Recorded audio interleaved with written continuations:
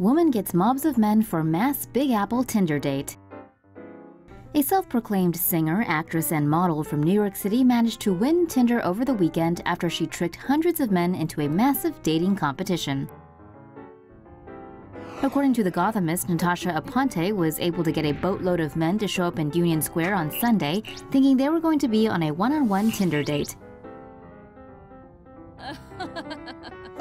According to CBS News, Aponte sent out Tinder texts inviting unsuspecting men with messages like, "Hey, I'm finally free. Do you want to meet up at Union Square for my friend's DJ set? We'll get a drink and we'll see what happens." With the cheese carefully placed, all Aponte had to do was wait. Hundreds of eager men started showing up as expected. That's when Aponte hopped on stage protected by bodyguards and informed everyone that they had all been invited for a chance to go on a date with her. She then proceeded to live swipe right and swipe left by calling out things she wasn't into, like Puerto Ricans, Trump supporters, and guys with long beards. Then she actually had men line up for a race. Even crazier, there were men lonely enough to actually do it. Turns out this may all have been a viral stunt, as Aponte had producer Rob Bliss helping her out. Bliss was the one who helped make the now famous catcalling video from 2014. Don't hate the player, hate the game. Keep watching for more mind-blowing stories. Genius device harvests water from desert air. Certain parts of the world still lack access to safe water, but a new contraption made by a team from UC Berkeley and MIT might soon change that. The system consists of metal organic framework, or MOF crystals, pressed into a thin sheet and placed in a chamber between a solar absorber and a condenser plate.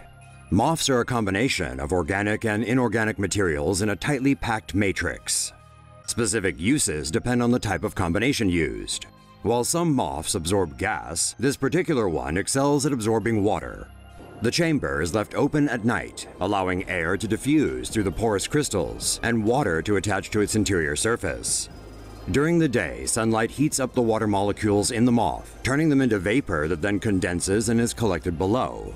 When tested under the same conditions as arid and desert areas, the prototype managed to pull 2.8 liters of water over a 12-hour period. The device is a significant first step, but still holds much room for improvement. For now, the team is working on making it better, particularly in terms of efficiency and output. A new way to stay cool without using power. Researchers at the University of Colorado in Boulder have invented a special film that can cool buildings without using any power. The cooling film measures about 50 micrometers thick and consists of a transparent polymer, tiny glass beads, and a layer of silver coating.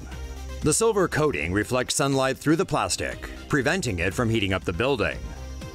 The glass beads constantly emit infrared light and heat through a process called passive radiation cooling. The cooling effect is said to be able to keep the internal temperature of a home at 20 degrees Celsius, even when it's 37 degrees Celsius outside. Researchers at Stanford University demonstrated a similar device in 2014. However, their technique would reportedly be expensive to manufacture in bulk, whereas the film developed by the University of Colorado team can be produced for around 50 cents per square meter. Car parks could become the lungs of a city. Dutch company ENS Technology has installed air purification systems in car parks in the city of Gurk, which have proven to be able to substantially improve air quality. ENS's technology's air purification system is called the Ofuro, which can remove fine and ultrafine dust particles from the air. Polluted air is absorbed into the system by a fan. The air is then ionized, forcing the fine and ultrafine dust particles to settle onto a collector's surface and transform into coarse dust. The system has proven to be able to reduce fine dust concentration by more than 70% inside car parks and by about 50% in the surrounding area. The director of ENS Technology says the company plans to implement the air purification system in a variety of infrastructures, such as tunnels, trains, and bus stations. Solar window blinds can block and harvest sunlight. A California startup has designed window blinds with solar panels that can block out sunlight while harvesting solar energy from it. Each slat in solar window blinds is equipped with monocrystalline solar panels, which can harvest solar energy. The blinds can also track the path of the sun's position and automatically change the angle of the slats to optimize its absorption of sunlight. The company claims the blinds are able to generate up to 100 watt-hours of energy for every square meter when mounted on the outside of a window, or half that amount when mounted inside. Although the slats can automatically change their angles, the blinds can also be manually controlled via an app. The company is hoping to raise $50,000 from Kickstarter in order to mass-produce the solar window blinds. The Navy has a brand new badass toy. If you're a fan of video games, then you've surely heard of a railgun. Well, the US Navy has been testing a real one. The US Navy recently released test fire footage from November 2016 of its electromagnetic railgun. The test was performed at Dahlgren's Naval Facility's new terminal range in Virginia. A railgun is comprised of 3 parts: a power source, a pair of parallel rails, and a moving armature. An electrical pulse is sent from the positive terminal of the power supply, up the positive rail, across the armature, and down the negative rail, back to the power supply. The loop induces a magnetic field around each rail that pushes on the projectile. This force is the Lorentz force. Using this force, railguns can fire projectiles at speeds of over 4,500 miles per hour. The projectile is a non-explosive shell filled with tungsten pellets inside an aluminum alloy casing. The casing falls away after the projectile leaves the barrel. Railguns require 20 to 32 megajoules of energy and can hit fixed targets up to 220 miles away.